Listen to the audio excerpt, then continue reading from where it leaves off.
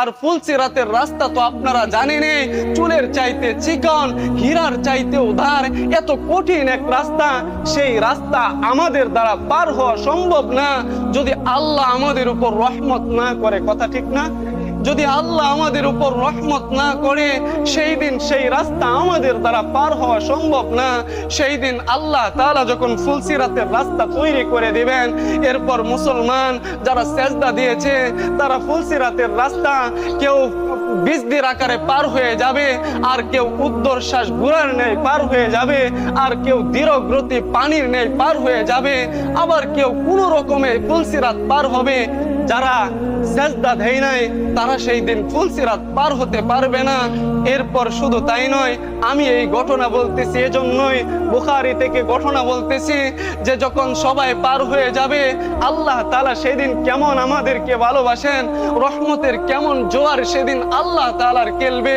আপনারা শুনেন, যখন সব মুসলমান জান্নাতে যাবে, যারা দুনিয়াতে সেজদা দেয় নাই, দুনিয়াতে সুদ খাইতো, ঘুষ খাইতো, তারা ব্যতীত সবাই যখন জান্নাতে চলে যাবে, এরপর তাদেরকে জাহান্নামে দেওয়ার পরে জাহান্নামের সেই আগুন যখন তাদেরকে গ্রাস করে নিবে, আর তাদের চিল্লানি যখন জান্নাতীদের কানে যাবে, জান্নাতীরা ওই পারে গিয়া আল্লাহর কাছে বলবে, মালিক, জমিনের মধ্যে তাদের সাথে আমরা এক সময় নামাজ পড়তাম, কোনো গুনাহের কারণে তারা মসজিদে আসতে পারে নাই। আল্লাহ, সেই জায়গায় আমার মা দাঁড়িয়ে আছে, আমার বাবা দাঁড়িয়ে আছে, আমার বোন আছে। আল্লাহ, আমি তাদেরকে ছাড়া জান্নাতে যাব না। সুবহানাল্লাহ। সেদিন তারা জান্নাতে যাইতে চাইবে না। এরপর আল্লাহ তাআলা বলবেন, যাও, আজকে তোমরা যে যাকে চিনো, আজকে তোমরা তাদেরকে জাহান্নাম থেকে নিয়ে জান্নাতে চলে যাও। সুবহানাল্লাহ।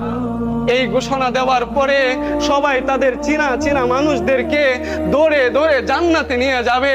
যখন সব মানুষকে জান্নাতে নিয়ে যাবে, এরপর কিছু মানুষ থাকবে, আল্লাহ তাআলা ফেরেশতাদেরকে হুকুম দিবেন, ও আমার ফেরেশতারা, যাও জাহান্নামের মধ্যে যাও, জাহান্নামের মধ্যে গিয়া দেখো যাদের ভিতরে এক দিনার পরিমাণ ঈমান আছে, তাদেরকেও আজকে জান্নাতে নিয়ে যাও। সুবহানাল্লাহ। যখন এই ঘোষণা দিবে, এই ঘোষণা শোনার পরে ফেরেশতারা দৌড়ে যাবে, জাহান্নাম থেকে যাদের ভিতরে এক দিনার পরিমাণ ঈমান থাকবে, তাদেরকেও সেই দিন আল্লাহ জান্নাত দিয়ে দিবে। সুবহানাল্লাহ। এরপর ফেরেশতারা আল্লাহর কাছে এসে বলবে, আল্লাহ, যাদের ভিতরে এক দিনার পরিমাণ ঈমান, তাদেরকে আজকে জান্নাতে নিয়ে এসেছি। এরপর আল্লাহ আবার বলবেন, আবার যাও, গিয়া দেখো যাদের ভিতরে অর্ধ দিনার পরিমাণ ঈমান আছে, তাদেরকেও আজকে তোমরা জান্নাতে নিয়ে যাও। সুবহানাল্লাহ।